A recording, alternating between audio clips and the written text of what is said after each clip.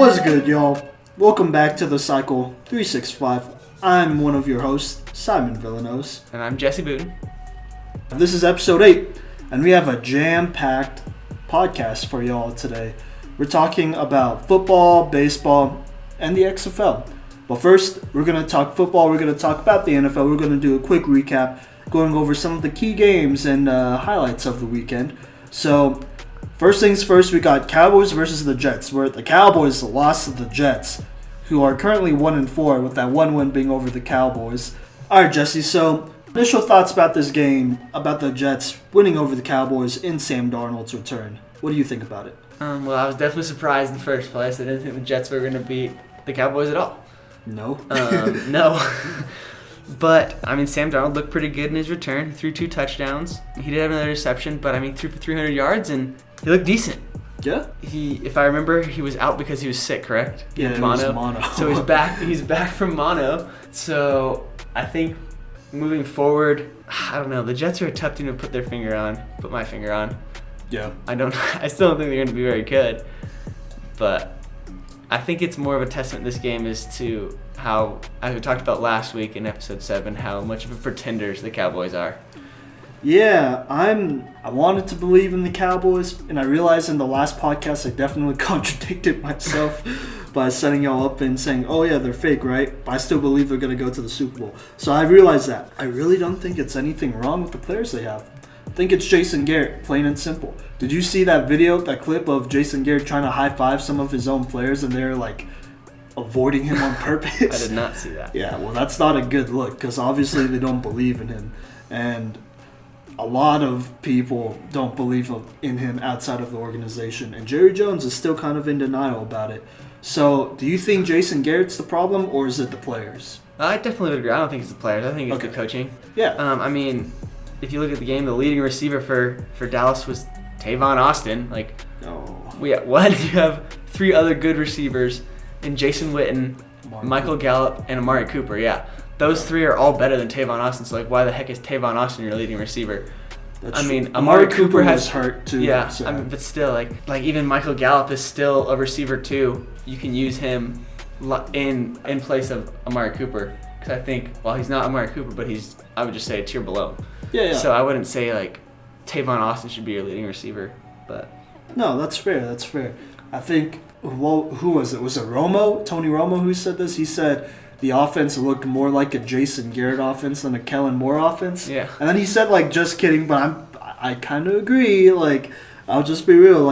Jason Garrett, I'm sure he's a good delegator and all that, but, delegate. Kellen Moore, there are obviously going to be growing pains, but this didn't really seem like growing pains. It just kind of seemed like they were struggling.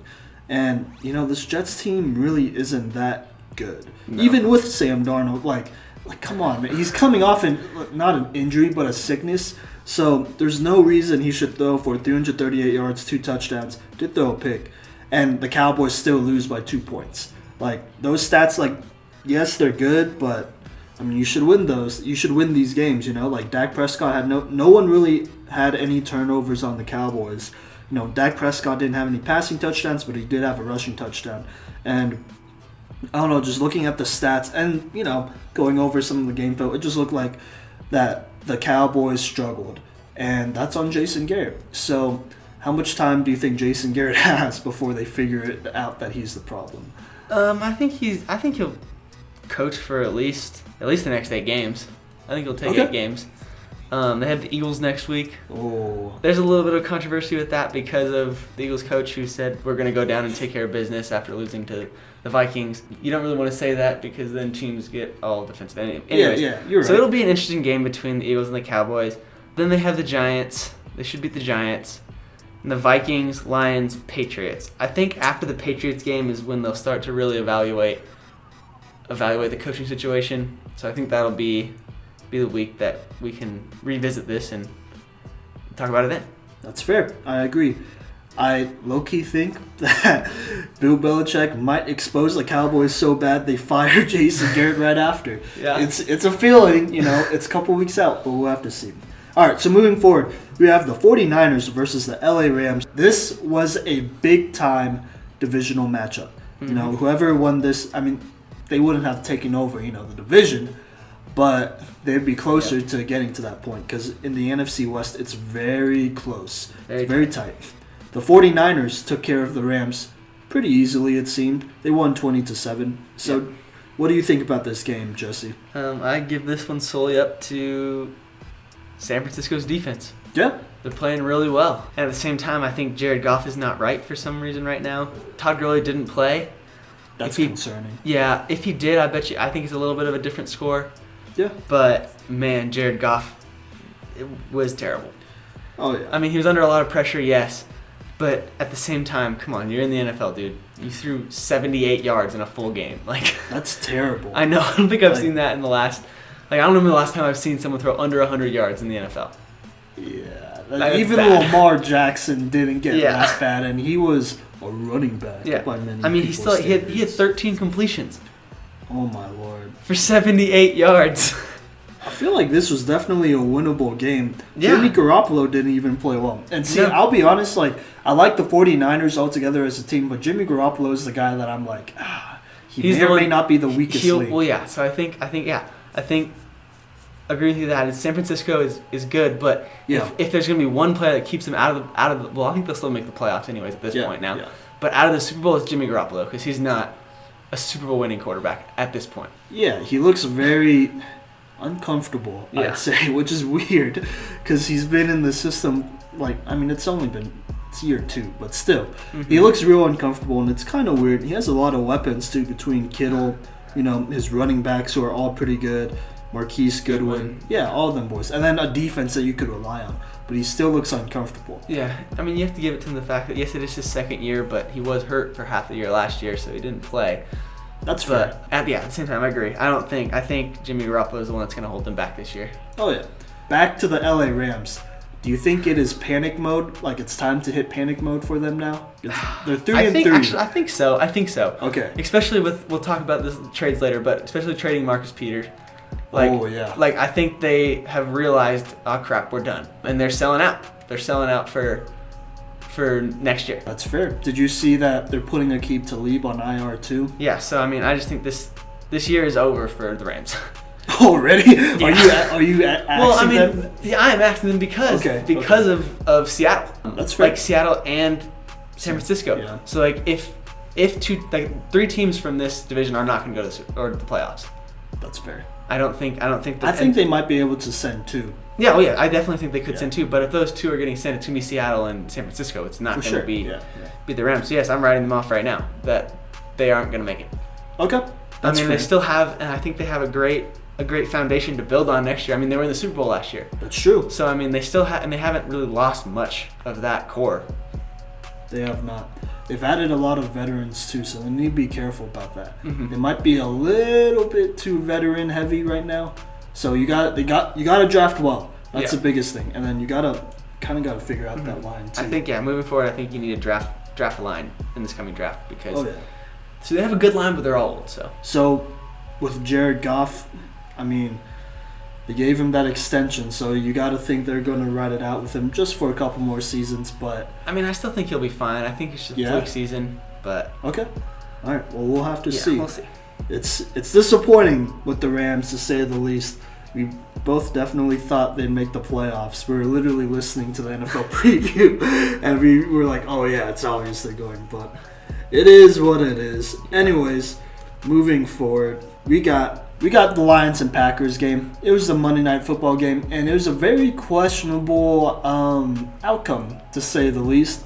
In my opinion, the Lions got robbed, and they only lost by 1 point, but they still got robbed. Mm-hmm. Jesse, why don't you give us some insight? Well, actually, why don't you tell us what you think about this game overall? I'm gonna be honest. I just watched the end of it. I didn't watch a whole lot of it. Yeah. But at the same time, sure, everyone's talking about this controversial hands to the face at the end of the game that put the Green Bay Packers in field goal range, but they were already in field goal range. So I still think, I think whether they get this call or not, Green Bay's still going to kick the field goal, still take the 1 point lead, and I still think that Matt Stafford is not going to score or get in field goal range to win the game with no timeouts and a minute left.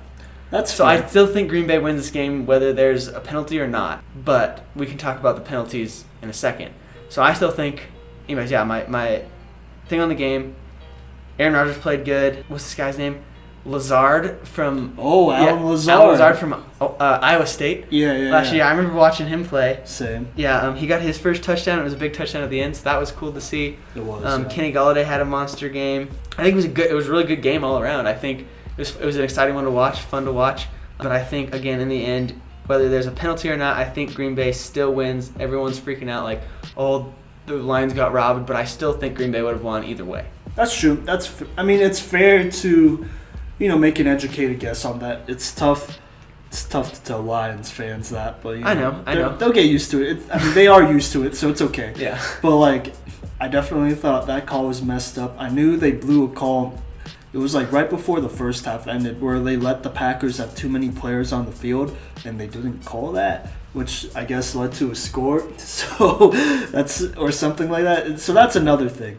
But what do you think about the officiating in the NFL? Because there have been, there's always kind of been issues, but what do you think about officiating in the NFL right now? Because some people would argue that it's a problem, it's ruining games. No, I've definitely seen it in some of the other things people are talking about these days, or this week even. Yeah. It's just that even Dan Oberlaski, the quarterback. Oberlaski. Yeah, that guy. He said the fans are sick of it, basically. Oh, yeah. And we don't have a problem. It's an actual epidemic. I don't know if I think that might be a little bit too much of a stretch. Yeah. I don't think it's an epidemic at all. It's real dramatic. I think it is a problem, though. If you can see the penalty happening from your couch, the ref should be able to see it.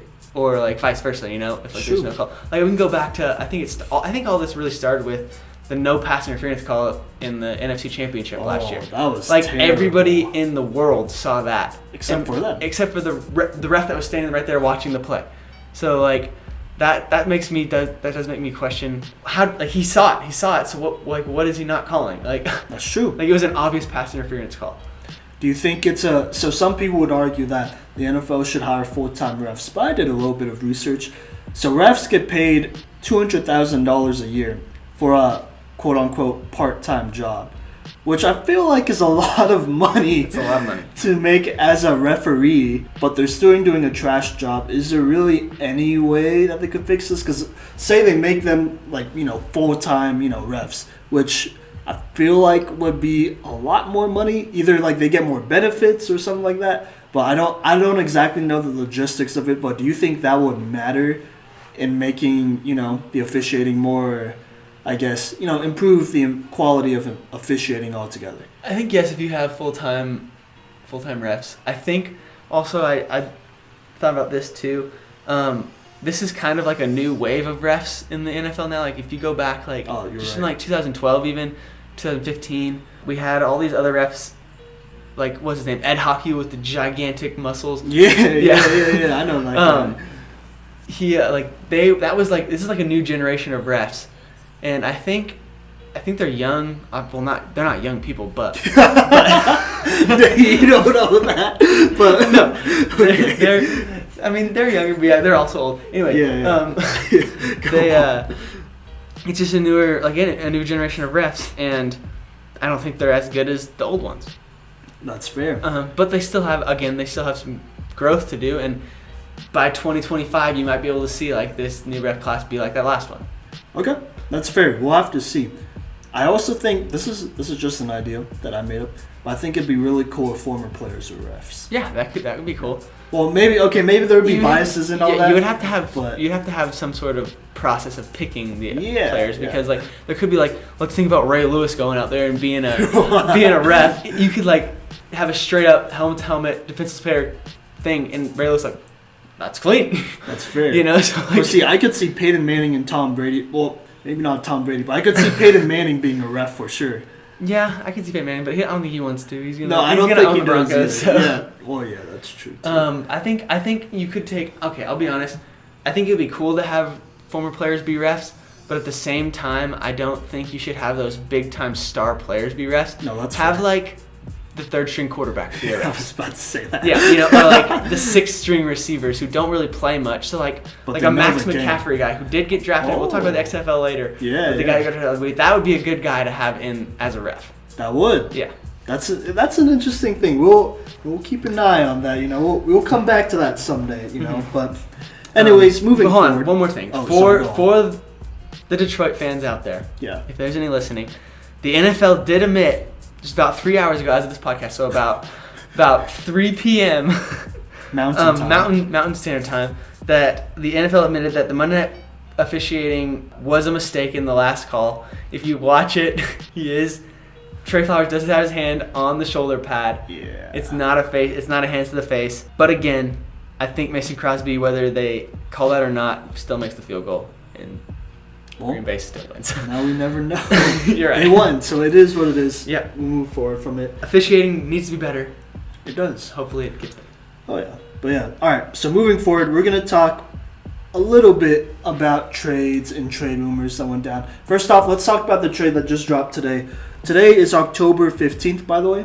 Today's the day that we're recording. So, Marcus Peters, just a couple hours ago, got traded to the Baltimore Ravens for Kenny Young and I think a 5th-round pick. Yeah. Yeah. Jesse, how about you tell me your initial thoughts? Well, I mean, we touched on it a little bit when we were talking about the Rams game. I think the Rams are selling some of their veteran players, and they're going to try to rebuild. I think that this is something you see with teams that think they're done or aren't going to make it this year to the playoffs or don't think they can make a run. They sell off their I guess you could say star players. Or like big name players. Like this happens in baseball all the time. That's fair. That's why we'll talk about baseball later. But why the Nationals are so good at this moment. Like they weren't good in the regular season, but right at the trade deadline they get all these trades and they have all these good players and stuff like that. So I think that's what they're kind of doing here. The Rams are. Like I said, I wrote off the Rams for this year. I don't think they're gonna make the playoffs. I think probably not. Yeah, I still think they still have a good core though. I mean. Now that Marcus Peters gone and Aqib Talib's on IR, I don't know how much more time Aqib Talib has either in the NFL. So I think you need to start if you're a Rams organization, you need to start looking at new corners to come or defensive backs to come in and take those spots. But I think the Rams are selling out, and then Baltimore. I mean, it confuses me a little bit. Like I think they definitely can make a run, and I think they could make the playoffs. Yeah. And I think that if they're gonna make the playoffs, this is the move they needed to make because their offense is fine. Oh, for with sure. Lamar Jackson, Mark Ingram, and Hollywood Brown. I think they're going to be fine. Mark Andrews. Their offense is good. Their offensive line is decent as well. That's right. I think they needed to, at the beginning of the year, everyone thought that this Ravens defense wasn't going to be good, but then they played in the first 2 games, and they're like, oh, wow, they are actually really good. But then we fell off again, okay, they're back to what we thought they were going to be. Yeah. So I think this is a move that they needed to make if they want to make the playoffs. And I think it's going to benefit the whole team in a positive way. I think it was a good trade. I believe that too. So, I mean, you're obviously really high on Marcus Peters. He hasn't really had the greatest run in LA. I mean, obviously he went to a Super Bowl. But at the same time, it's been a rocky road for Marcus Peters, There's a reason they only traded, Kenny Young and a 5th-round pick for him. So it does make me think, is there something wrong with him? But when he's good, he's good. Because he'll be the second guy to Marlon Humphrey over there. Yeah. And that's scary. I really wish my Steelers traded for him. Because if it took a linebacker and a 5th-round pick, we could give up a linebacker and a 5th-round pick, and it would be the same thing. Yeah. Possibly better because, our picks are going to be more valuable. But that sucks. Oh, well. I think the Ravens, this is a very low-risk but high-reward trade. Yeah, exactly. I also think for Marcus Peters, a change of scenery might help. So again, another change of scenery. Yeah. Especially the Ravens are very defensive focused. Franchise traditionally. So that's good. But anyways, we have the Panthers quarterback Cam Newton, who is rumored to be on the trade block. Honestly, solely because Kyle Allen has not lost a game yet, and he's played well. Hasn't turned over the ball a lot. He's been, mostly dynamic, and obviously it helps having guys like Christian McCaffrey, DJ Moore, some of those people over there, and then a solid defense as always. So, Cam Newton, do you believe that he will be on a new team this time next year? Oh, yeah. This time next year, I think for sure he'll be on a new team. For sure? Yeah. So that'll mean he'll have to get traded. Yeah. So. I don't know how soon he'll get traded, but I think he'll be on a new team next year. Okay, that's fair. I agree. I think he needs a change of scenery as well. Carolina has been good to him, but he needs to get healthy first off. Yeah. Because when he's healthy, he's an MVP type of guy. Mm-hmm. You know, it's been, I mean, I guess it hasn't been a long time. It's been since last year. Because last year at the beginning of the season, he looked pretty good. And then he slowly fell off as his health fell off. Yeah. So hopefully it could be good. But where would you like to see Cam Newton go? You know it. What? Denver, dude. Denver. Yeah. That would be a great fit. Yeah, no, I believe it. For Cam Newton to be in Denver. I think Denver could go get their quarterback that they need. Like, that's it. I think Cam Newton could win a Super Bowl in Denver. What would you give for Cam Newton? I would give Emmanuel Sanders, Garrett Bowles. Okay. Any draft picks? Yeah, I'd probably give up a third for him. Okay, that's fair. Yeah. That's pretty good, actually. Yeah. That's not bad. Like, Emmanuel Sanders, Garrett Bowles in a third round won't be bad for a Panthers team that may or may not be contending pretty soon here with Kyle Allen. So I definitely think that Denver would be a good spot for him. Pittsburgh. Pittsburgh? Yeah. Really? What about Mason and Big Ben? Yeah, I mean, Mason, well, I still think that Ben Roethlisberger should be done. I think he should be done now after this injury. I think he had a great career, Hall of Fame career. He'll be in the Hall of Fame. I think he just needs to retire and live his life. See, I want to think that too, but he's a stubborn guy. He's the type of guy that'll play way past his prime and not care. Yeah. You know? So he might get traded too, but that's a conversation for another day. Ben Roethlisberger, oh man. Okay, anyway. Mason, I do think Mason Rudolph is the future there if he can stay healthy. Hopefully he's okay. Exactly. Yeah, that's the biggest thing. Yeah. Hopefully he's actually okay. So I think Pittsburgh could possibly be a landing spot. I mean, Denver's still before Pittsburgh, but no, yeah, for sure. What about Chicago? Because Trubisky, I'm gonna be real, like that ain't it. No, and that ain't it. I always just laugh every time I think about this. Now is like poor Chicago. Like I don't know why they drafted Mitchell Trubisky with the number 2 pick overall. They traded up for it too. Like while Deshaun Watson and Patrick Mahomes were there, like Mitchell Trubisky might.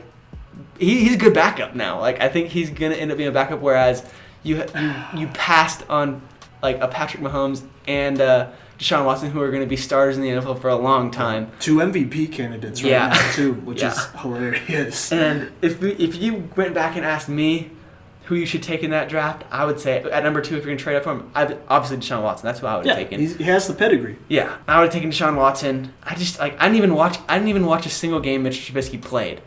In college. Did. Exactly. Yeah. So, I don't know why you trade for that. I don't know if Cam Newton goes there yet. I think you still give Mitch Trubisky, since you did spend as much as you did on it, at least another year.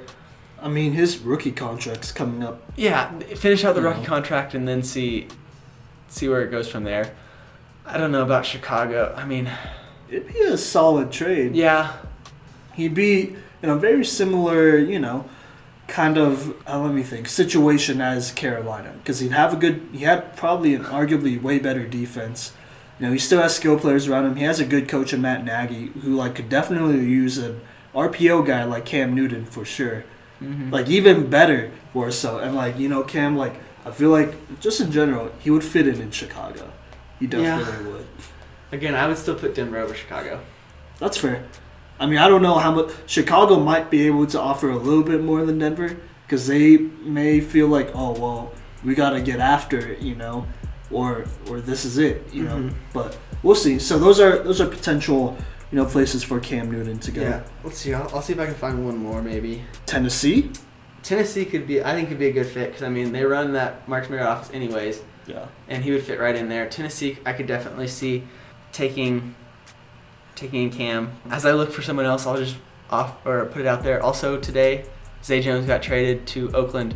Well, it was last week, but yeah, he did get traded to Oakland. Yeah. So it's not a huge deal, but we're talking about trade, so just put it out there. That's fair. Okay, what about Cincinnati? Ooh. See, Cam would hate to get traded to Cincinnati. I don't even know if he'd suit up for them, to be honest. Because that's a rebuilding organization. Yeah, but what if they came to him and said, "Hey, we want to rebuild this organization around you"? Well, how many more years do you think Cam Newton has realistically? I think he's at least another 5. Really? Oh yeah. Right now, he has another 5 years. I think so. Okay. Maybe. I think another 5 elite years. I do. Elite years, Yeah. really? Okay, that's fair. I've always liked Cam Newton. You know, Me too. he's always been my type of guy. Like a great personality. I've always thought a very vocal leader. Sometimes people will take him, his qualities into question, but I've always thought he's a good guy. He's had all the physical talents in the world that you want, but I don't know. Maybe sometimes, I think he's still a great player. It's just he needs a Super Bowl if he wants to get into the Hall of Fame. Okay. First ballot. I'll give you 2 more options, and you for can tell me if you think either of them. Okay. Oakland? Ooh. Okay. Oh, do you want me to respond to that right now? Or Okay. Indianapolis. Pick which one you want to talk about, if any. Okay. Let's talk about Oakland then. Okay. I think Oakland would. Okay. First off, it won't be Oakland because It'll be Las Vegas. It'll be Las Vegas. And I think that is what ties into this. I think That's going the biggest- into a new place in Las Vegas, Cam Newton would be a perfect, poster child, you could say, Oh yeah. to put on that outside that stadium.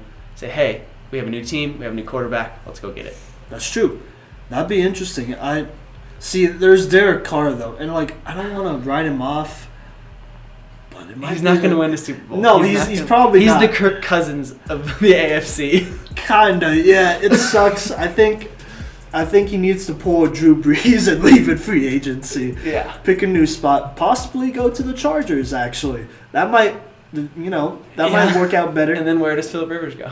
Well, Phillip Rivers is on his way out. Hey, actually, while we're talking about Phillip Rivers, that boy washed up because my Steelers whooped on him. And The Chargers are bad. Oh, yeah. I guess that we can talk about that.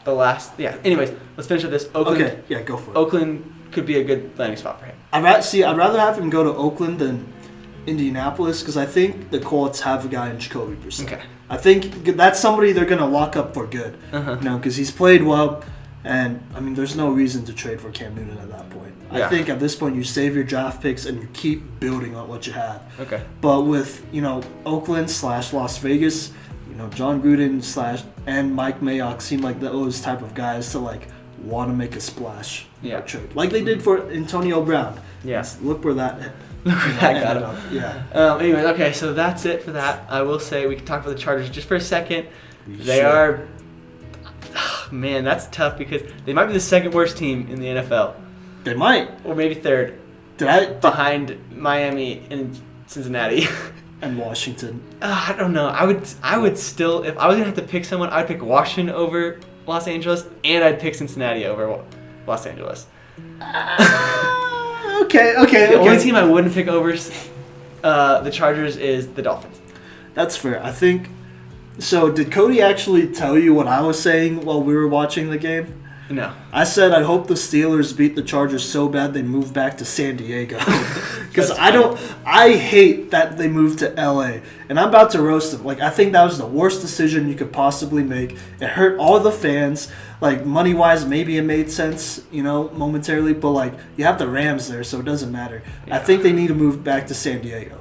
Because it's embarrassing when the whole crowd is Steelers fans, and every time James Conner scores a touchdown, they go crazy. Yeah, it was the same way when Denver went 2 weeks ago. Exactly. It was 60% Denver fans. You could hear, a Joe Flacco chant from the stands in Los Angeles. But, see, at the same time, I saw that game too, but, the Steelers, it was probably 90% Steelers fans. Yeah. They started playing the Steelers theme song, Renegade, over the speakers. No, and I read this thing that Melvin Gordon was very upset about that. He's like, this is a home game for us. What the heck is going on? It's really not, though. Yeah. I think you just got to move back. You screwed up when you moved to LA. Own up, move back to San Diego. It'll be okay. Because, it's not working out. Mm-hmm. They're playing Renegade, and Steelers fans were going crazy. Literally every time they scored, you could not see a single San Diego Chargers jersey out of the crowd. Also, it's bad when you're watching it on TV, and you could hear everyone in the stadium yelling, defense! Yeah, for Pittsburgh, defense! yeah. And then Pittsburgh's on defense, and then they, do something. I don't know. We'll see where that goes. Last thing on that, with trades, we're talking about trades and the Chargers. Yeah. All of the Chargers running backs on the block, maybe. They are. Melvin Gordon won't be there next year. promise you that. Yeah, I mean, he got Austin benched Eckler might real still quick. be there. Yeah. Justin Jackson will probably still be there. Those are probably the two guys they'll go with forward, but I guarantee Melvin Gordon won't be there next year. No, yeah. Like I said, he got benched. Mhm. You know, maybe it was because the Steelers were shutting him down, but he got benched and they gave Austin Eckler the ball way more than him. Yeah. So. Yeah, so we'll see about that. But anyways, that is it for the trade segment. Yep. So, yep. Anyways, that's it The for NFL. the NFL segment. Yep. Me and Jesse will talk college football coming up next.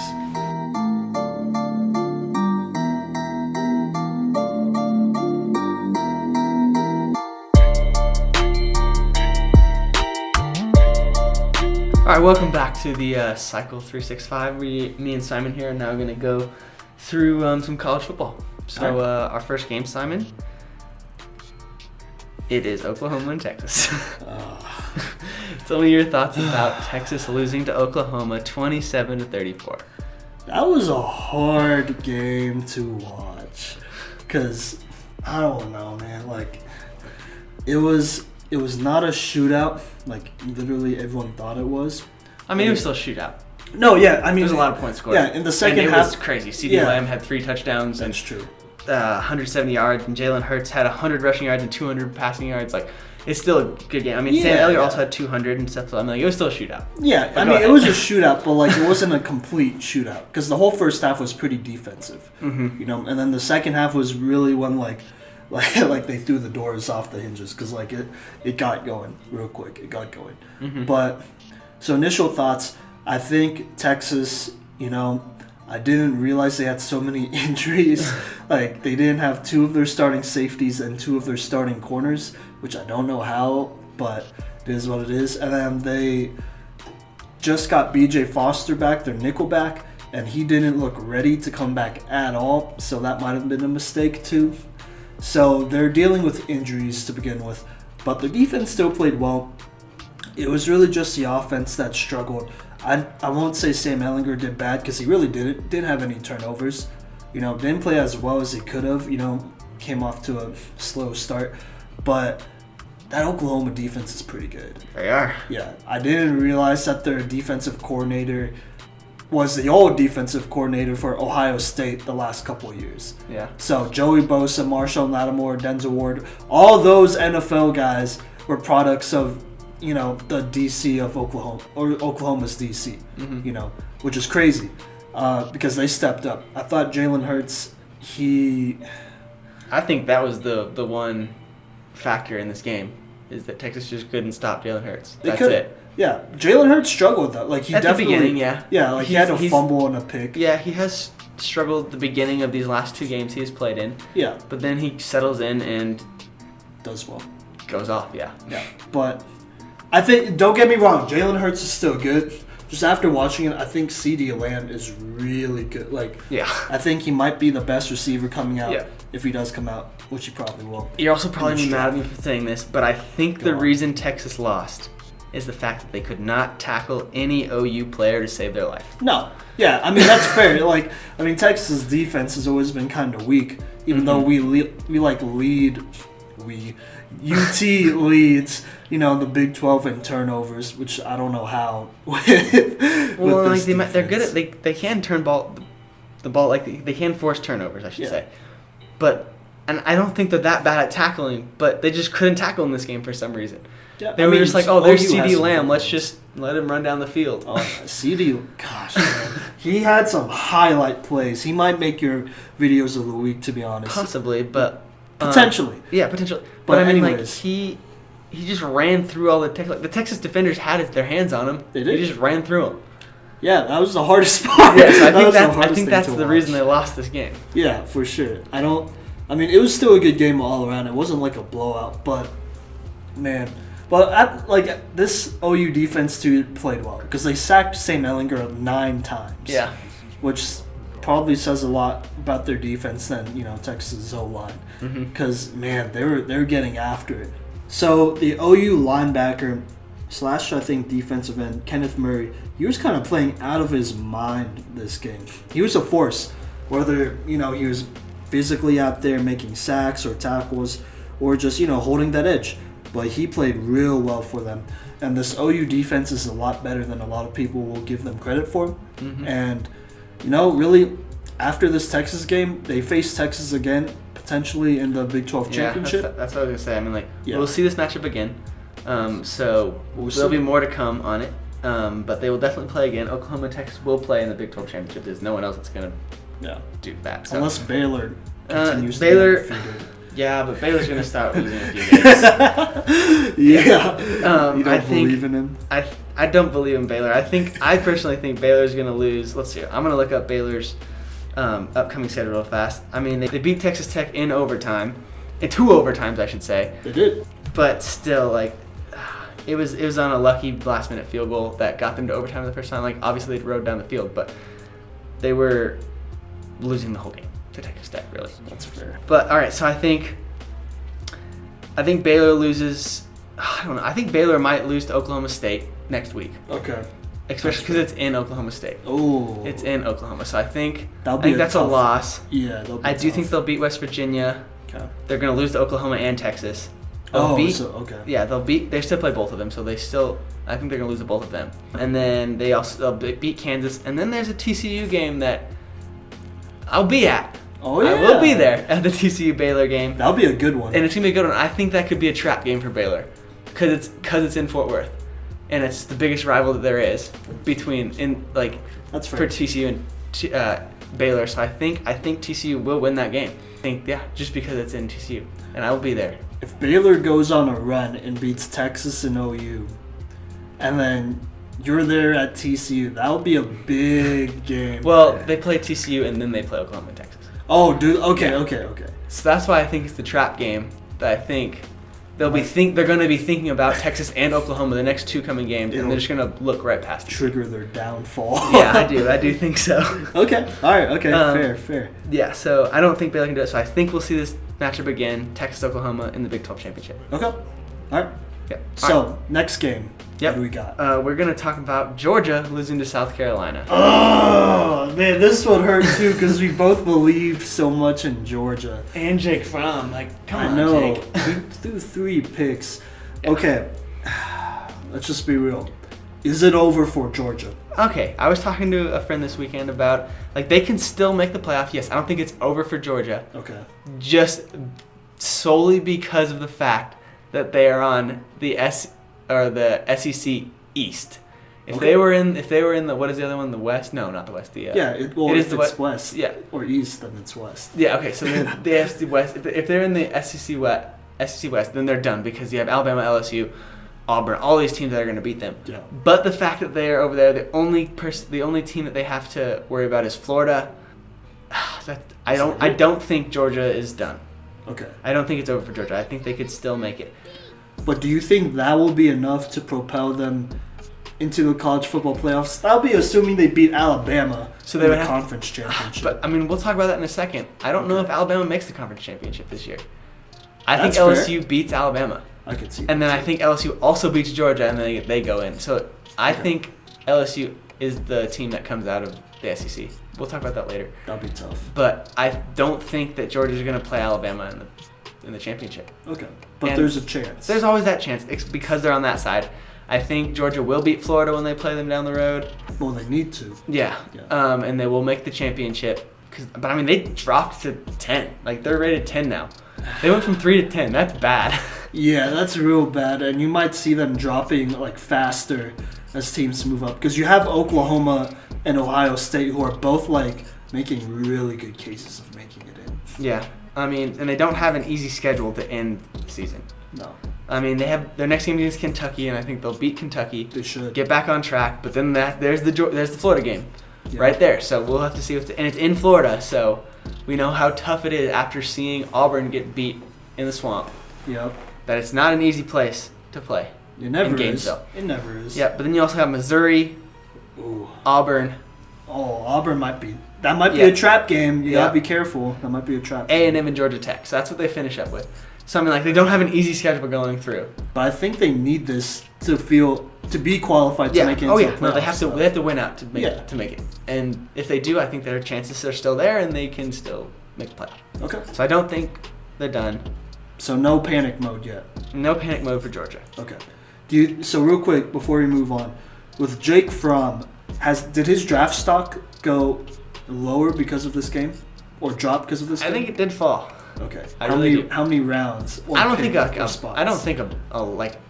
he was supposed to be in the first round, and if like at the beginning of the season I would have him as maybe the second quarterback taken. Yeah.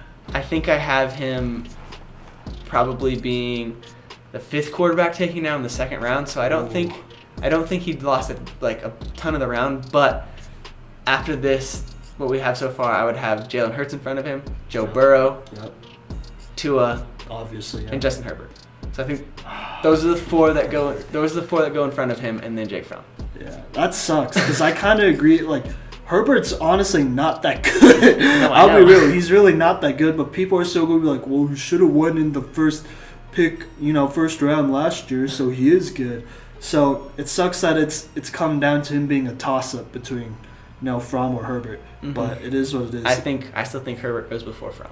Yeah, and it sucks because like Fromm, like he's just a likable guy, Oh yeah, and he's a good leader, and he's still gonna make an NFL team. And I think in the future, he still starts for an NFL team. Oh yeah. I don't think it just means like, oh, he's done, he's never gonna play again. I think he still is a starting NFL quarterback, and he will start for a team. He'll get his chances too, for sure. Yeah. And last thing on this game, sorry South Carolina fans, you're not for real. This was just a fluke game. Well, that's fair. I mean, I think we all knew that. Yeah. We all knew that. That's just throwing it out there for if there are any South Carolina fans like, what the heck, why aren't you giving us our dues? You're not for real. Sorry. I mean, it was a good story for Helinski because that whole family's gone through a lot this last year. But that's about it. Yeah. All right. So our last game we're talking about that happened this week is the Florida LSU game. Ooh, okay. Big is the game of the week, and LSU kind of put it to Florida. They did. The score doesn't look that way, but I know they. Well, I would say it was more around the score doesn't say how good the game was, because the final score was 42-28. So like it looks like LSU really just stomped on Florida. Yeah. But it wasn't that at all. Oh really? Okay. No, I watched the whole game, and Florida had a chance to win. I mean, it was going into the fourth quarter. It was a one touchdown game. Oh. And I think Florida actually did at some point. Let me take a look. I think did pull within a few points. Okay. Yeah. So it was within. So it was tied going into halftime, and then going into the fourth quarter, Florida was down by a touchdown. Okay. And then LSU's defense just put the game away. As they probably should have, yeah. Okay, that's fair. So that was, so I think the score doesn't reflect how good the game actually was. But at the same time, LSU put their foot down and showed their dominance. Like, they put it to them. It was it was obviously a must-win game, but it's a low-key, it's a statement. Mm-hmm. Statement game for sure. Okay, yeah.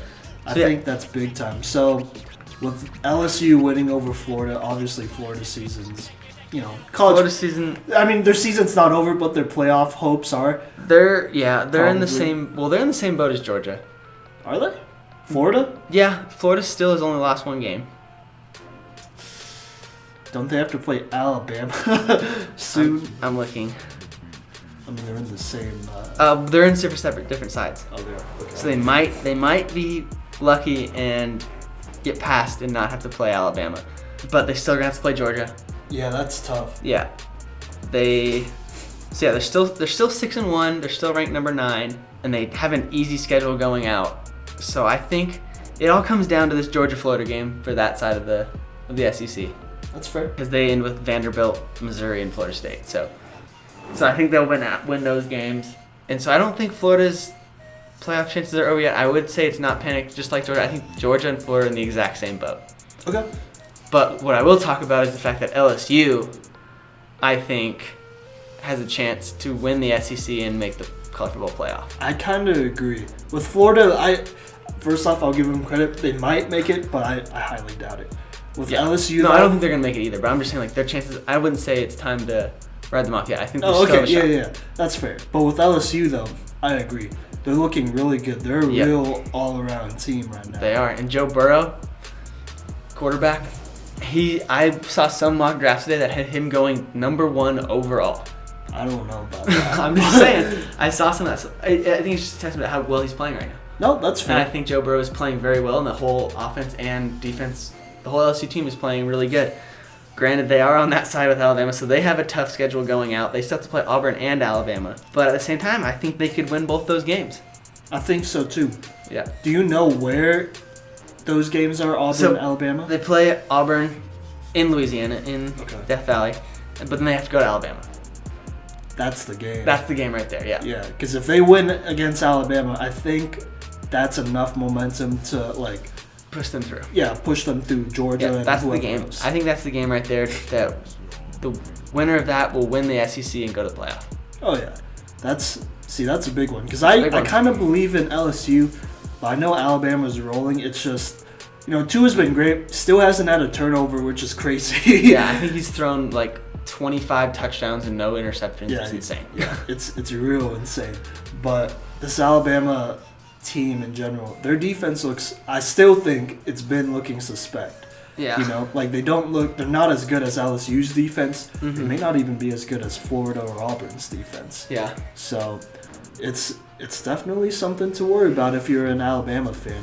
If it comes down to it, Tua will have to outduel Joe Burrow and a little bit more. Yep. So, and that'll be an entertaining game for sure. So yeah, we will check in with that game down the road. For sure. All right. Yep. But we do have one game we're looking forward to this week. Yep. It is the Michigan-Penn State game. College Game Day will be there. They will be. Yep. You have the 6-0 Penn State Nittany Lions hosting the 5-1 Michigan Wolverines. So yes, it is in Pennsylvania. That's a big one then. Yeah, it is. Okay. First off, before we dive into the stats and everything, give me your prediction. Who wins it? Oh, I think Penn State wins it. I do too. I think Penn State wins it. Do you want to score too, or? You don't really need to score. I think they win. I'm going to be honest. I think Penn State actually wins big. Yeah, me too. So we don't need to go into a big what we think the score is. Yeah, we think Penn State's going to beat Michigan, and that's that. I just think that Michigan's not for real. We've known they've been fakes for a while. Yeah. Yeah. We called that one out real quick. Yeah. I think Penn State's on a roll. Yeah. I think Penn State, it's going to be tough between Penn State and, there's 3 teams in the Big Ten that are looking good. Like Penn State, Wisconsin, Ohio State. Yeah. And one of those 3 teams is going to make the playoff. For sure. But it's going to be a battle between those 3. Yeah, it really is. So, anyways, we got Penn State beating Michigan. Easy. That's the big game of the week. That's really it. Yeah. Not very many big games coming this weekend. Oh, yeah. Next weekend, after this weekend, next weekend there'll be some. Yeah, there's some big ones next week. You got the Wisconsin-Ohio State game in 2 weeks. That's huge. Auburn-LSU. Oh, yeah. So those are 2 big games that we can talk about next week. Yeah. Playoff implications. In both of those. But yeah. I guess you could say this week's one playoff implication game is Penn State, Michigan, but Penn State's going to win, so it doesn't even matter. If they lose, then Michigan State's still not making it in. Yeah, Michigan's still not making it in. Yeah. But I don't think they will. I think Penn State will win big, and that's it. So enjoy college football this weekend. Yep. All right, so coming up next, we have baseball. Yep, with Jesse and Cody. Welcome to this segment of the Cycle 365 with the only 2 hosts that talk about baseball. Jesse. I'm Jesse. And Cody. And there's been a lot that's happened since we last spoke about baseball. There it has. The National League winner is in as of today, Thursday, the 17th. Yes. The Washington Nationals have made it to the Super Bowl. No. The Super Bowl? They have made it, the Washington Nationals have made it to the World Series. There you go. The first one in their history. Yeah, and that's including Expos history as well. Yes. So, which I didn't see coming. I did not see coming at all. It took 7 games for them to beat the Dodgers. You're right. It did, but ended with some fireworks, that's for sure. Oh, it ended in the most savory way imaginable. 10th inning, Howie Kendrick. Howie Kendrick, what a guy this postseason. Yeah. He ended up winning the NLCS MVP. He went 5 for 15, 5 RBIs, and 3 doubles or something. Yeah, where is his bat coming from? Well, he's always been around. He just has never been the guy. He's never been that guy. Yeah. I think this this is his 12th year in the majors. I mean, like, he's not new. He just has never been on a winning team. Yeah, and now the Nationals have just not stopped winning. You're right. And was it you that told me that Nationals are kind of trolling Bryce Harper a little bit? Yeah. So, I saw some post on social media. Okay. So was Bryce Harper worse for the Nationals than he was for the better? I mean, you can make an argument that he's the reason I they mean, didn't make it. Literally one year they didn't make the World Series, and the next year they did. Yeah. This is Literally the only. You can't really compare much else like that. The only denominator that is not there is Bryce Harper. Yeah. Bottom line, Bryce Harper's trash. He's never going to win a World Series. You heard that first on the cycle from Cody Stoffer. But anyways, okay, what do you make of this Cardinals team that scores 10 runs in the first inning against the Braves, and they just absolutely crush the Braves in a Game 7 just to come out flat and lose 4 consecutive games to the Nationals? Yeah, I don't think the Cardinals should have been there in the first place. I agree. I think the Braves were a better team. Well, yeah, and I think the Braves would have given the Nationals a better game and the world a better game, but really more than 4 games. Shoot. Yeah, well, really what it comes down to is that the Cardinals just had that one good inning where they came out and scored 10 runs in one inning, and that was really it for their postseason showing. Like, that's really it. Yeah, they just had some hot bats at the right times, and then in this series, they barely scored, like, at all. I know that they got crushed, like, I think twice. Yeah. In this series. Yeah, by at least a differential of 6 in 2 games. So, like, we're not thinking about the Cardinals next year as being a contender, right? Because No. This kind of shows that, in my opinion, that they're kind of phonies, at least a little bit. Yeah, I don't think the Cardinals are going to be a contender even next year either now. So, yeah, I mean, sure we were way off, Cody, on our predictions, but... Oh, my gosh. Well, we were horrendously off. We had the Dodgers... And the Braves. And the Braves in the NLCS. I mean, neither of those teams were there. The good thing is we got one thing right. The Nationals won the wild card. That is correct. We did get that right. And didn't we have the Yankees and the Astros? Yeah, we had them there. Well, my original prediction, I'm pretty sure I had the A's as a dark horse. I did not. I had Houston and the Yankees. Yeah. I'm right on that side. The National League, though, not right. That's okay. Do you think that the Nationals can beat the Yankees or I think so. the Astros? I think they're good enough. I don't know if they'll win the World Series, but I think that they can at least make it competitive and possibly pull it out at the end. They have the roster to do it. Yeah. Yeah, the Nationals, they're really good, and I kept choosing against them, and look where they are now. So maybe their secret is me choosing against them. So you would pick against them? I have to pick against them in the World Series so that they win.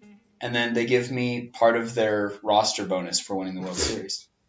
Or just let Howie Kendrick go off. Or Howie Kendrick can just continue to play out of his mind. On offense, I should say. His defense is a little sketchy, but... Hey, when your bat is the best in the league right now... You don't need to care about defense. Yeah. If you can score as many runs as you allow, then it's okay. It's kind of like James Harden on defense. Yeah. But another Houston team, the Astros, are... Another Houston team. Currently, because James Harden he's on the Rockets. Yeah. Hey. So, they're currently up 2-1 as of Thursday the 17th. Over the Yankees. After losing Game 1, which was kind of hard to watch because they were outplayed very bad. Yeah. And then the second game, that amazing walk-off from Correa. Carlos Correa.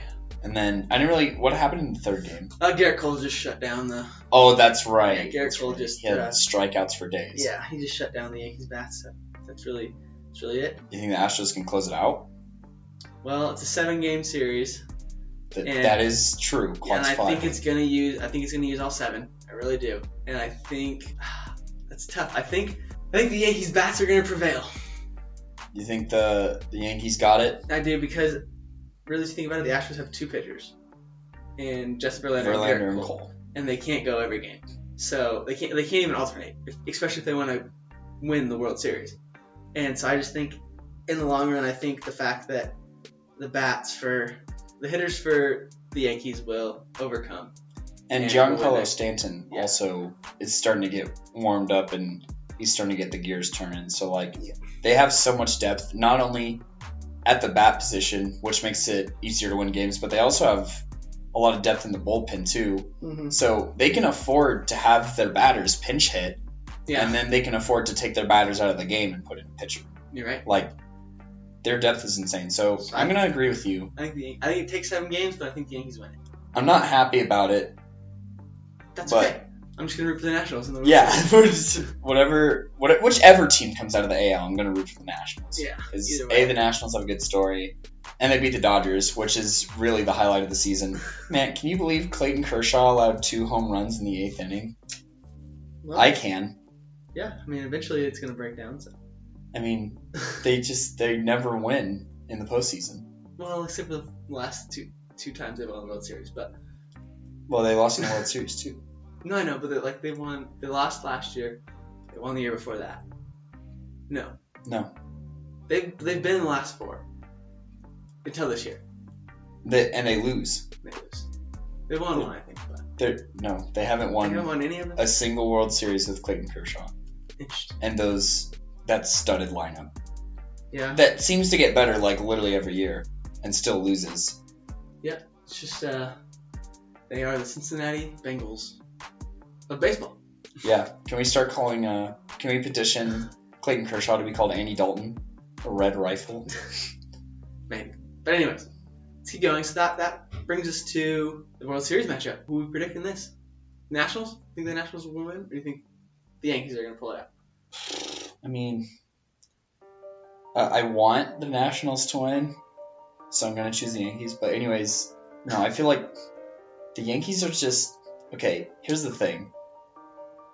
If I don't think that Kendrick can continue to just be like the hero that the Nationals need and deserve. I feel like the Yankees are way deeper at literally every position. Yeah, could be. But baseball has an interesting way of taking the underdog. So we'll see. Yeah, we really will see. That does it for baseball on October 17th. Yeah. And the next time we talk, there will be a World Series happening. Well, maybe not happening, but we'll have the teams that are in it. We'll have the teams that are in it. That's right. And I'll make my final decision from there. Okay, we'll update it then. Yeah, we've been so wrong. It's okay. It really is. I'm not putting any money down on it, so I don't really care either way. Yeah. All right. That does it for this segment. That does it for the baseball segment. Coming up next, we're going to talk XFL with Simon. Yep. See you there. Alright, y'all, welcome back. This is the last segment of the Cycle 365. Here we're going to be talking about the XFL Draft and, just giving our thoughts about these teams post-draft. So today is October 17th at the time we're recording this segment. And so we have not seen anybody get signed. I don't know how that whole process works yet. So the teams we have right here are the teams that, they drafted. So we're going to start with the Dallas Renegades, coached by former Oklahoma head coach Bob Stoops. Whoop, whoop. Cody, how about you tell me your opinion about this squad? Well, I mean, Bob Stoops, he's a legendary football coach, so he understands the game of football really well. And, he has a quarterback that he's familiar with in Landry Jones. I mean, he was able to get wins out of Landry Jones, which is more than what a lot of coaches could do with Landry Jones. Facts. And looking at this roster, they have some really good running backs, which means that they can keep the ball out of Landry Jones' hands, which means that this team could probably win more games. Yeah, if you look at the 3 running backs, they have Cameron Artis-Payne, Lance Dunbar, and Dimitri Flowers. All 3 of them have played in the NFL, and they're not just like one and done guys like college free agent. They've actually played, and so I think Cody probably get into this. Is Bob Stoops running coach? Absolutely. He's got the 3 best running backs in this. I think on 3 best running backs in this. Oh, okay. Maybe not the best running backs, but the 3 best tandem of running backs. Would you guys agree? Trio. The best running back trio in the league. Yeah, definitely. I don't think there's any doubt about it, for sure. And so it's really good that these running backs can also catch out of the backfield too. Especially Lance Dunbar, he's shown that he can take checkdowns for 10 yards, 12 yards, which is not only helpful for Lance Dunbar and his value, but also for Landry Jones, who depending on, we'll see how like blitzing and stuff works in this league, and like how the offensive linemen hold up. That's fair. Check downs, that might be an integral part of the game. Yeah, that's fair. So, what would you grade the Dallas Renegades draft? Well, using the other teams' rosters as comparison, I'd say a solid B. Yeah, I was gonna possibly say, even an say, A minus. I was gonna say B plus. Okay, that's fair. B plus, A minus, they're like the same thing. Yeah. Except Yeah. unless you're trying to get GPA. So Yeah, that's true. That's very true. But yeah, no, I totally agree. I think on the defensive side, they definitely picked up some interesting players for sure. All of them have a decent amount of NFL talent. So we got Haloi Kikaha. I think he was a second-round pick, I believe, out of Washington. He's a good little player. He's a rotational guy. I'm surprised he's not on an NFL team. Then they got Tigray Scales, linebacker out of Indiana. He's a good rotational guy. Curtis Drummond, he was somebody who starred AAF and had a lot of really big hits. And then, really sadly, the only last chance U player to get drafted, John Franklin III. Obviously, he played quarterback over at EMCC, but he's been transitioning pretty well over to corner and has progressed a lot these last couple of years. But anyways, moving forward, we got the DC Defenders, in my opinion, probably the most talented squad. So, here, Jesse, how about you start? Which player stands out to you the most and who will make the biggest impact? Yeah, I would agree with you, Simon, the fact that this is the best team, drafted-wise, I do think. And the guy I'm looking at here is Donald Pumphrey. Ooh. Running back from South Dakota State, or San Diego State. Yeah. He set all the records in college. He did. For not just the Mountain West or for his school, but for all of NCAA. Yep. And he didn't really get to show what he's made of in the NFL. So I think here he will get a shot, and I think he's gonna show him what he's made of. That's fair. He has blazing 4.3 speed. Yeah. I'm so excited. He's gonna tear it up. Hopefully.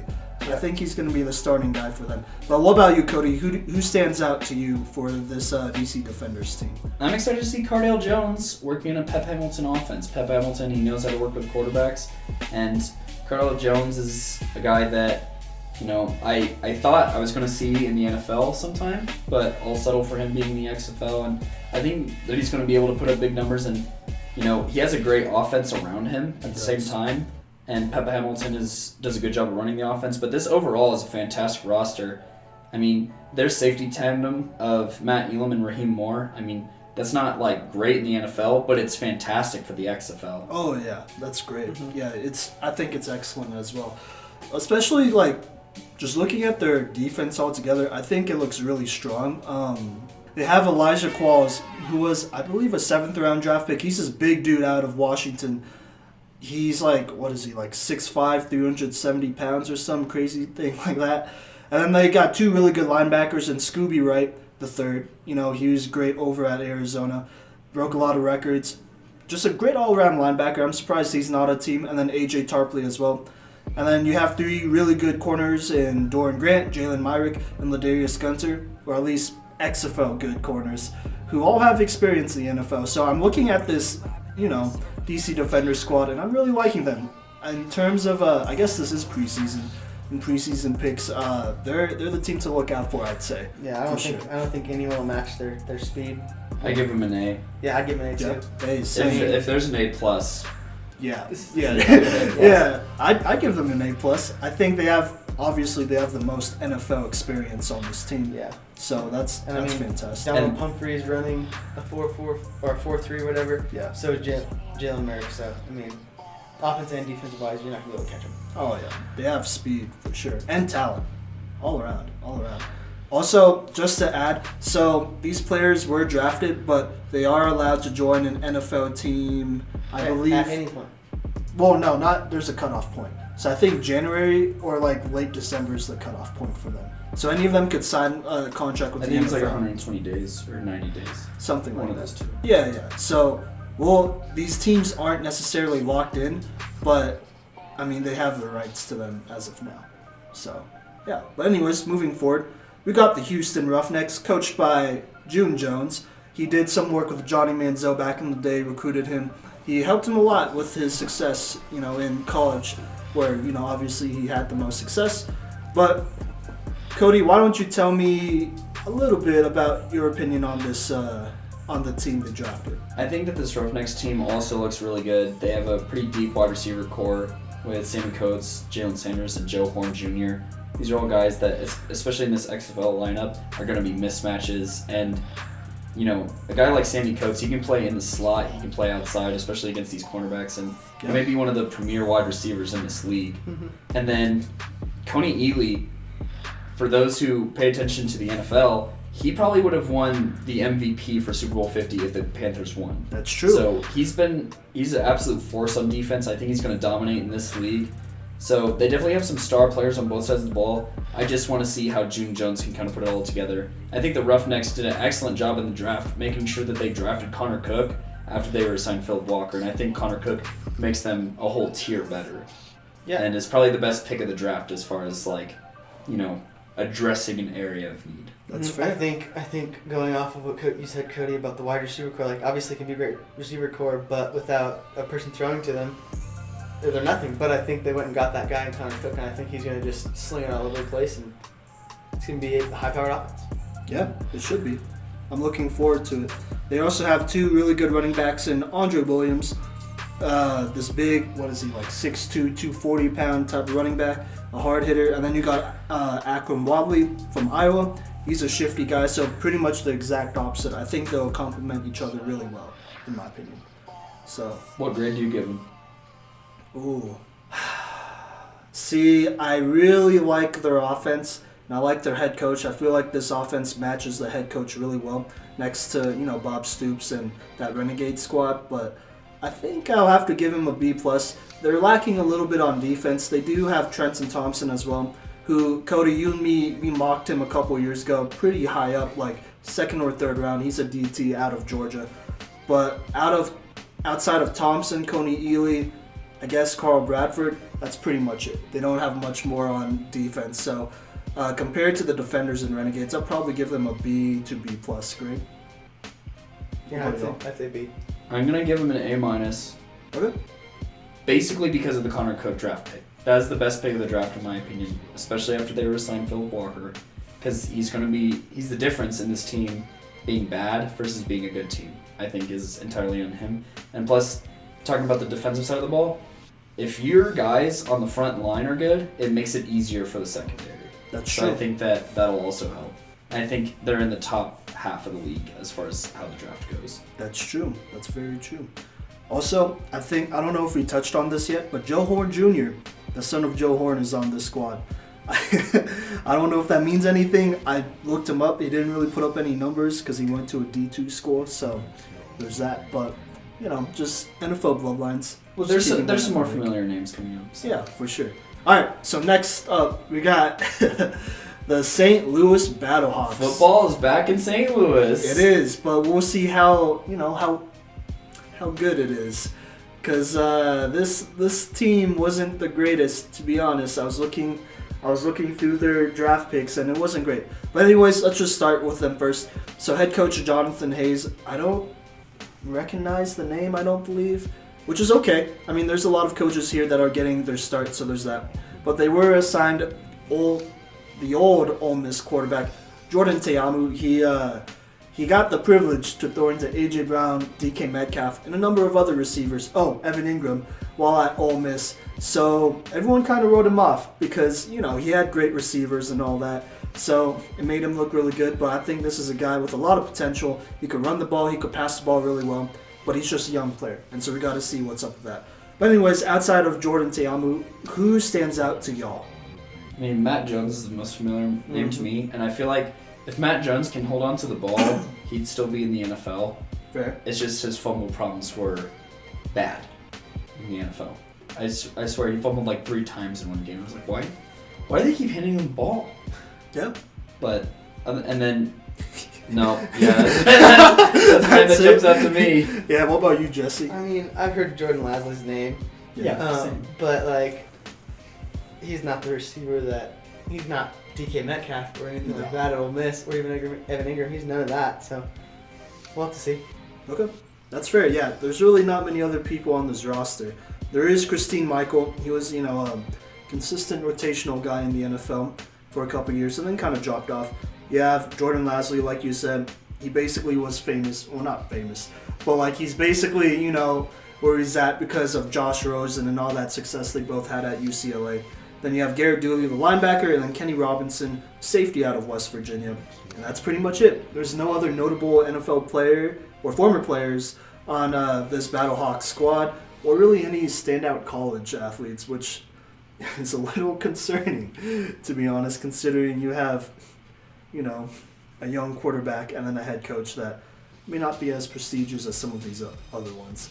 What grade would you give the Battlehawks draft?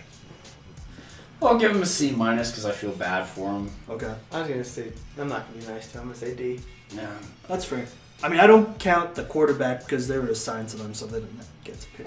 I mean, quarterback's the best thing they got going for him, and even then, that's not certain. So Yeah, he's a raw player for sure. But yeah, I'll have to agree with that D.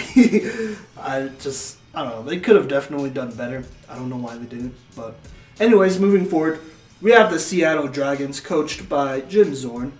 So who stands out to y'all out of the players drafted on the Seattle team?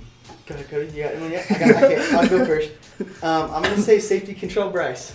Ooh. I think looking at their offense, there aren't that very many big names. No. So this is one of those other ones where last few we've had here, it's been all talking about the offense first, but I think this one we're going to go defense. Yeah. Yeah, so Kentrell Bryce, safety. I think he's the one that stands out for me. He's just going to lock down that defensive back. Yep.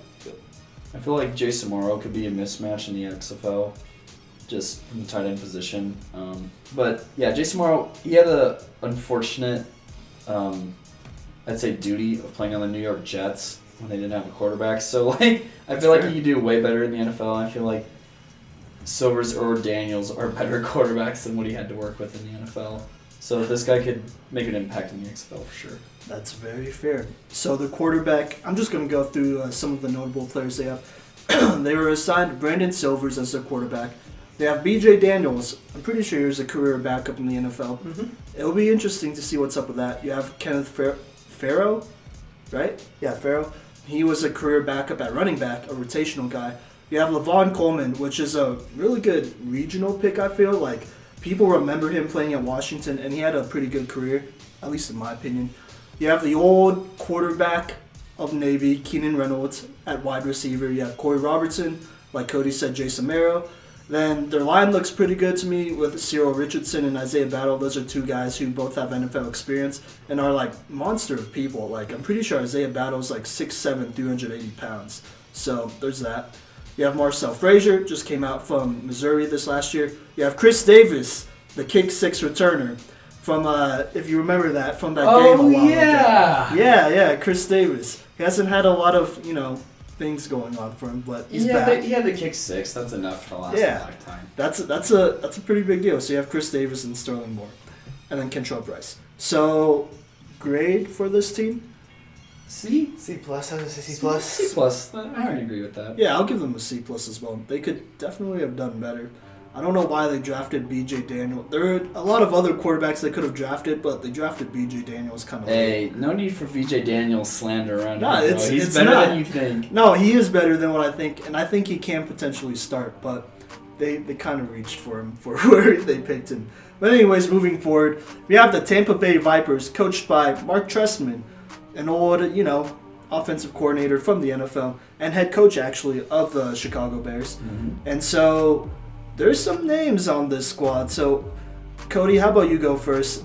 Name the first person that it kind of pops out to you. I mean, I remember looking at this list and being like, Vinny Testaverde had a son? I didn't even think that he reproduced. So, like, the fact that he has a son that's in a professional football league in the XFL.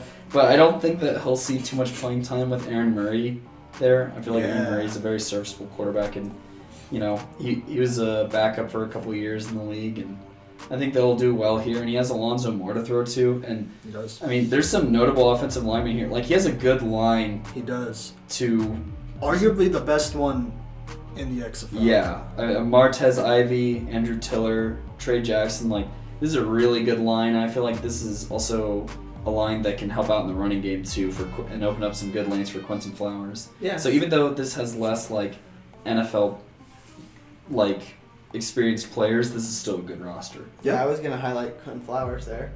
So like you said, it's a good running back with a good line. I think he's gonna run all over the place. I do too.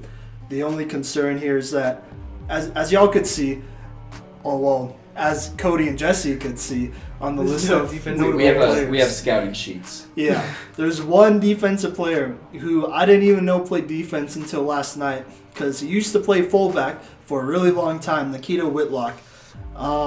Yeah, that's about it. So they don't have a defense. At least one with notable, at least anybody that's notable as of right now.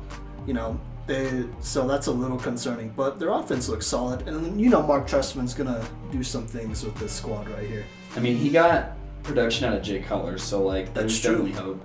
That's true. I'm excited to see Aaron Murray play. I felt like, I don't know what really happened to him. He was great at Georgia, and then he kind of just disappeared. He was a backup in Kansas City for a couple of years. For a really long time. Huh? Yeah. What grade do you give this team for the draft?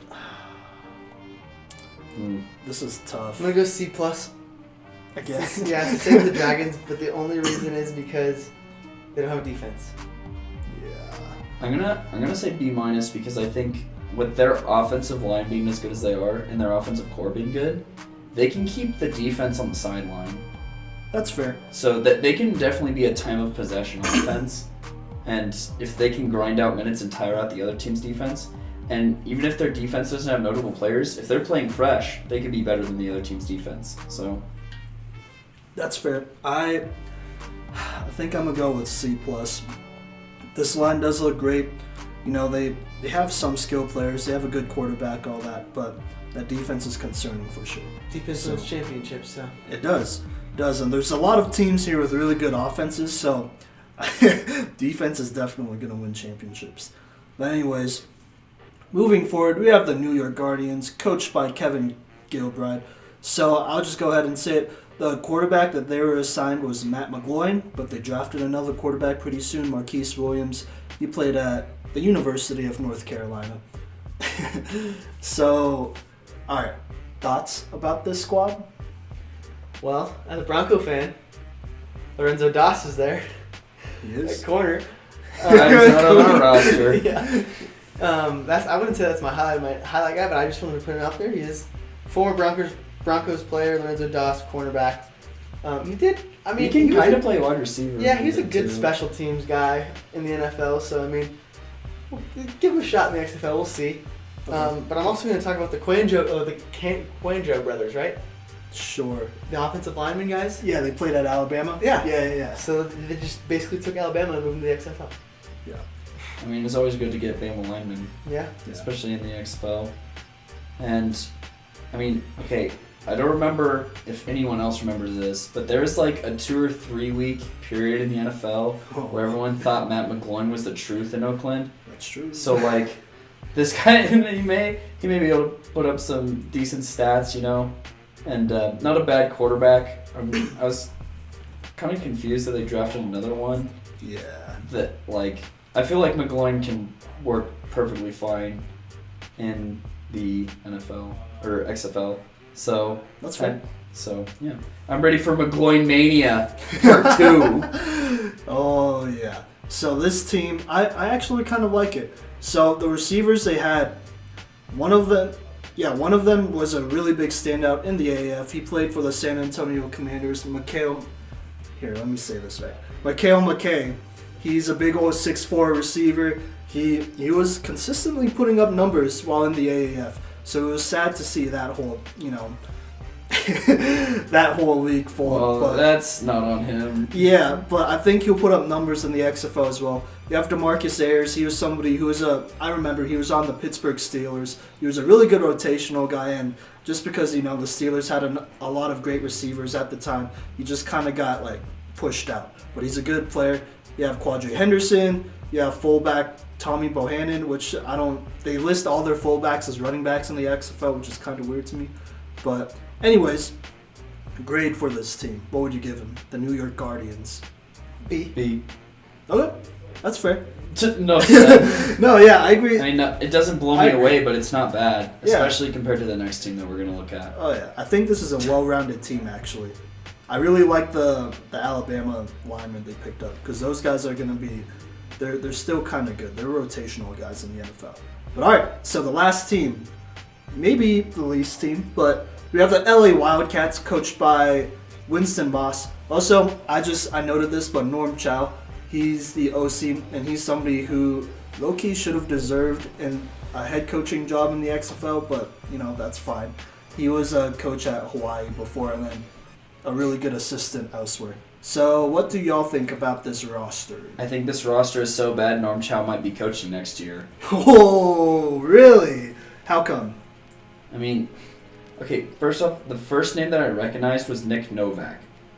If you have a kicker on your notable players list who is literally like outcasted in the NFL for being bad, that's not good. I feel like Elijah Hood is probably the best player on this team. I'll throw in one other name there. I think Elijah Hood's probably good, but I think I'm going to say Nelson Spruce is the best player on this team. Ooh, yeah.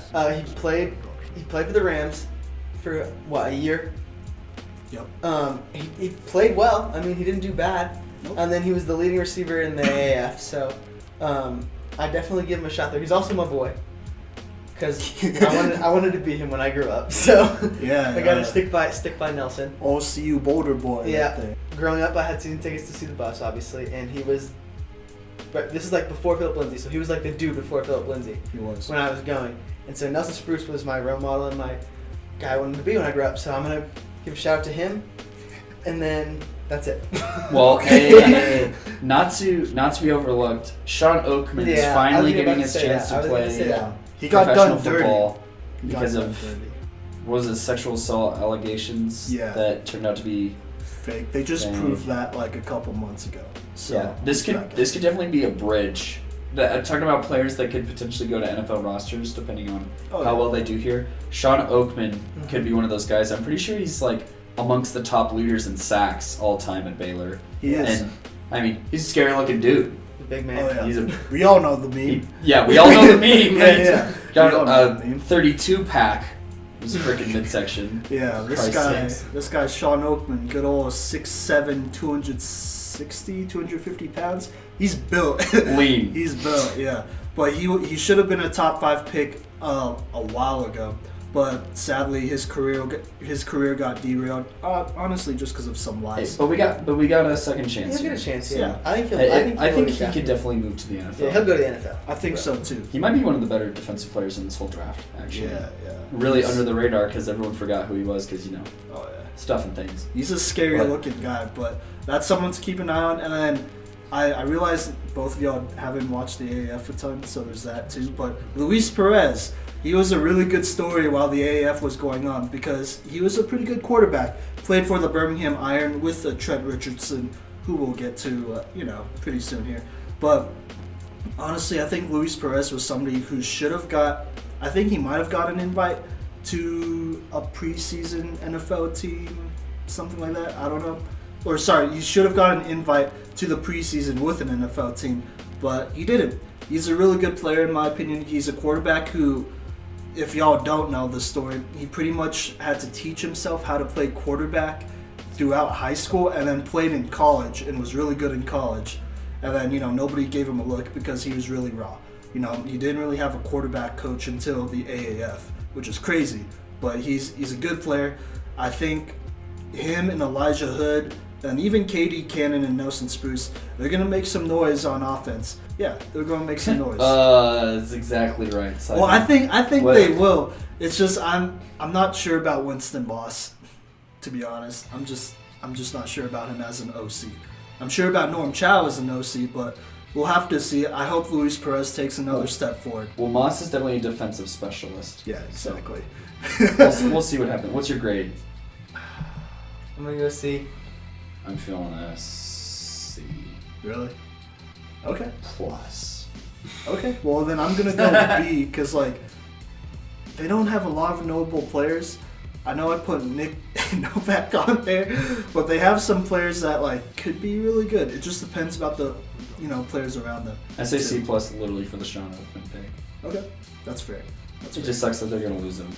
Yeah, for sure. Yeah. So Yeah. before I go At least into Nelson will be there. that's true, Nelson will be there. But before I go into players who weren't drafted into the XFL, but maybe, picked up pretty soon here. Who out of all of these teams are your early contenders? Renegades. Really? Renegades? I also think that It really makes me sick to see Bob Stoops coaching a team from Texas, but well, all I'm gonna these say players are from Texas. I'm gonna go with the DC Defenders. That's fair. I can see that being the championship game. Yeah. Key. I like the Defenders and Renegades as well. I don't want to pick between the two because I'm biased towards the Renegades. So there's that. If you haven't checked, or wait, was it on? Yeah, it was on this podcast. Yeah, I declared myself a Renegades fan early on. I don't know. You could declare yourself a Battlehawks fan, Cody. Which what did I? Yeah, you did because you like their logo and like their uniforms. Okay, well, not their uniforms, but their logo. How about we wait 1 year and then I'll decide who I'll root for? I think the last team I'll throw in there, a close second in my book, is Houston Roughnecks. Actually, same. Yeah. I think just because of Connor Cook. That's true. He has a good little squad around him as well. All right, so I'm going to go into some of the players that weren't drafted. So I did mention that John Franklin III was the only last chance U player that was picked. And that's a shame because I think Ronald Ollie, he's a DT out of Nicholls State. He's a good player. If anybody has seen, last chance U, he's a good player. I mean, he should have been a top, lineman prospect in the country, but it took him a while to grow up. Obviously, he had some issues, growing up as well. So there's that. But I think Ronald Ollie deserves another chance in the XFL. I think he will get picked up if they open up, like free agent signing. Trades, stuff like that. Yeah, which I don't know how that's going to work, but I think he will get picked up hopefully pretty soon here. I would love to see the LA Wildcats do it just because they don't have a lot of defense, or any team that doesn't have a lot of defense, like maybe the Vipers. I think it'd be insane if he went to the Renegades, so there's that. And then another player that wasn't picked up, who, by the way, like the Psycho's tweet last night, Carlos Thompson. He was an electrifying receiver for Independence Community College. He made a whole ton of plays, both at his D2 school and then, at Independence Community College. He was on Last Chance U. He's another notable person. He just didn't get picked, and I feel like that was really sad because he definitely left college a little bit too early, and I get it because he wanted... If y'all don't know the story about Carlos Thompson, he left school, so his clock was running, and then he came back to school, and because his clock was running, he was forced to go to a D2 school, which he probably should have stayed at another year because he could have, but he didn't. He left early, declared for the draft, didn't get drafted. No teams in the NFL picked him up or even had him out for a workout, but I think he's a guy who, honestly, if he enters the XFL, he could easily be one of the best receivers in the entire league. So... shout out to Carlos Thompson for liking our tweet the other night, and hopefully they get picked up pretty soon here. All right, so that does it for episode 8 of the Cycle 365. Next week, we have a whole ton of sports to talk about with basketball coming up, and we're going to talk more about the XFL if more news comes up, and then obviously when the season starts, we'll talk about that as well. So this is Simon Villanose. I'm Jesse Booten.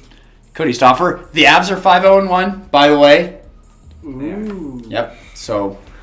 just had to throw that out there. All right. We'll catch y'all next time.